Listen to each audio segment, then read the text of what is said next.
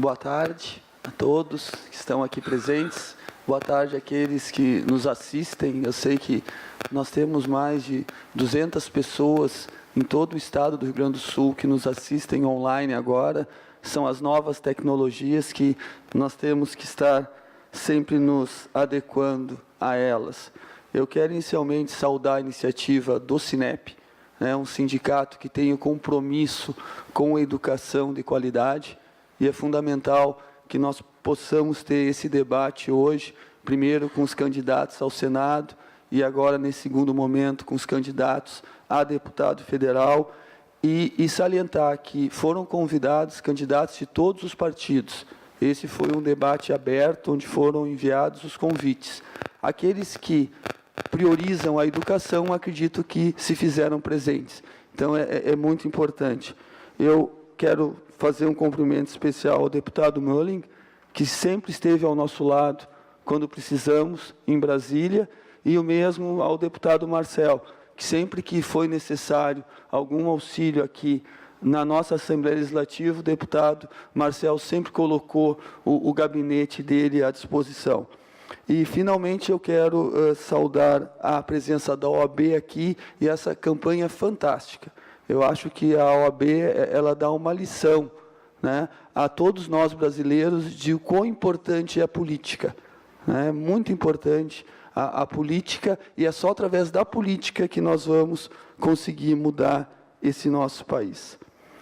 Falar de educação nesse fórum é mais ou menos como chover no molhado, porque as pessoas que estão nos assistindo, estão nesse auditório, elas têm absoluta convicção, como eu tenho, que nós só vamos mudar esse país através da educação. Mas, de qualquer maneira, eu acho fundamental que eu possa também colocar as minhas ideias. E eu quero trazer uma ideia que o candidato ao Senado, Beto Albuquerque, trouxe aqui no início da nossa tarde. Nós só vamos e só falta fazer uma revolução no nosso país, que é a revolução da educação. Então, eu acho que nós estamos prontos para essa revolução, e eu me considero um soldado para essa revolução. Eu não consigo enxergar um Brasil diferente se nós não fizermos a mudança pela educação.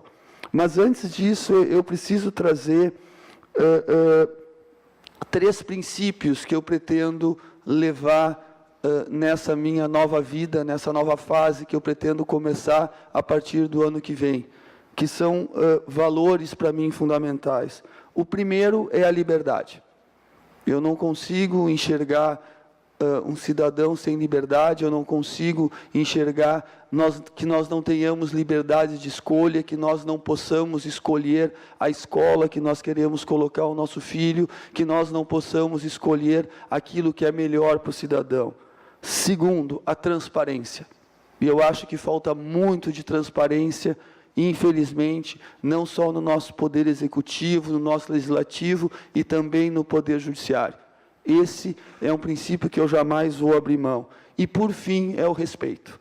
Eu acho que é fundamental que nós respeitamos as opiniões divergentes das nossas, que nós possamos ouvir, possamos discordar, mas, acima de tudo, poder entender que existem posições contrárias e que é fundamental que a gente tenha o direito à democracia. E democracia é isso. Democracia é ouvir, é poder entender e é poder chegar ao consenso. Falando um pouco sobre educação, e obviamente eu tenho que começar falando sobre a filantropia. 95% das escolas do nosso estado são filantrópicas. E todo início de ano é a mesma coisa. É o governo, independente de qual governo que seja, se é um governo mais à esquerda, se é um governo mais à direita, se é um governo mais ao centro, ele quer acabar com a filantropia. E tem que o Sinep, e tem que os sindicatos, e a Brasília com o pires na mão, pedir favor. Quando nós não temos que pedir favor, nós temos que mostrar o que nós fazemos, e nós precisamos de alguém que faça isso por nós. Outra questão fundamental é a lei das mensalidades escolares. O serviço educacional é o único serviço no nosso país que a família pode receber e não precisa pagar. É o único serviço no nosso país em que o aluno estuda um semestre inteiro ou um ano inteiro, fim desse semestre ele vai lá, retira o seu certificado e não precisa fazer nenhum pagamento. Então, nós temos uma lei de mensalidades escolares que se aplica somente à escola privada, onde nós temos que, em setembro do ano anterior, fixar o valor da nossa mensalidade, que vai valer durante todo o ano seguinte. Eu imagino o que estão pensando os diretores de escola e de faculdades, universidades esse ano, como é que eles vão fixar uma mensalidade agora, num quadro político que nós não sabemos o que vai acontecer. Nós temos a questão do ProUni, que afeta muito a nossa escola de ensino médio. O ProUni, as bolsas não têm que ser definidas se o aluno estuda em escola pública ou escola privada. Ele tem que ser definido pela renda do aluno. Que mal cometeu um aluno que estudou em escola privada, pegar o exemplo do deputado Marcel aqui, que os pais fizeram um sacrifício para colocar numa escola privada, e esse aluno é alijado de uma bolsa do ProUni, simplesmente porque cometeu o crime de estudar numa escola privada. É um absurdo. E outros absurdos que acontecem em Brasília, deputado Melling. E aí nós tivemos, no ano retrasado, a aprovação de uma lei sobre inclusão que cria mais custos para a escola privada. E quem estava lá para defender a escola privada? Hoje, nós temos 15 milhões de estudantes no Brasil na escola privada. Nós temos 2,5 milhões de empregos gerados pela escola privada. E quantos deputados nós temos hoje em Brasília defendendo a escola privada? Nenhum. Por isso, exatamente por isso que eu estou aqui, para ser o representante da escola privada, não só do nosso Estado, principalmente do nosso Estado, mas para poder levantar todas essas bandeiras que são importantes. São todas questões fundamentais. E isso que eu não falei do ensino superior. Nós temos o FIES, que hoje, em vez de ser gerido pelo Ministério da Educação, ele é gerido pelo Ministério da Fazenda. O FIES é um programa de desenvolvimento do Brasil, ele é um programa de Estado, ele é um programa que, claro que é importante que o aluno pague o FIES depois de formado, mas isso não é o mais importante. O mais importante é quanta renda vai gerar em uma família de uma pessoa que está acessando o ensino superior, quanto vai melhorar a sociedade com mais pessoas terminando uma faculdade ou uma universidade. Programas tão importantes como o Pronatec.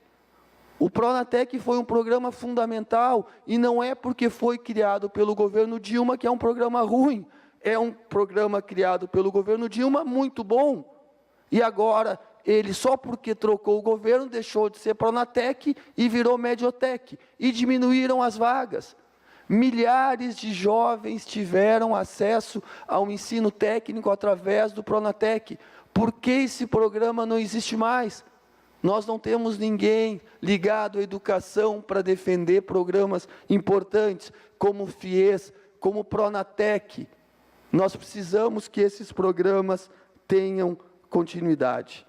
Nós precisamos trabalhar com parcerias público-privadas.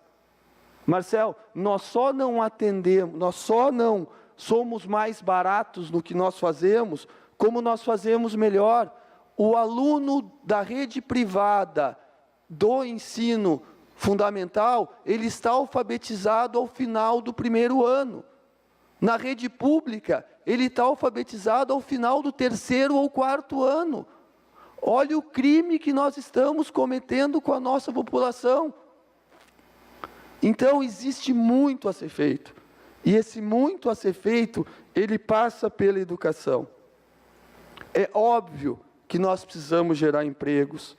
É óbvio que nós precisamos de uma reforma tributária e de uma reforma política.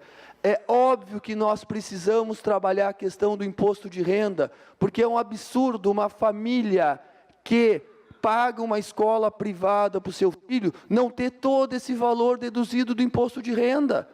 Esse valor tem que ser deduzido 100%. Nós estamos, como instituições privadas de ensino, oferecendo um serviço à sociedade que o governo não está conseguindo oferecer.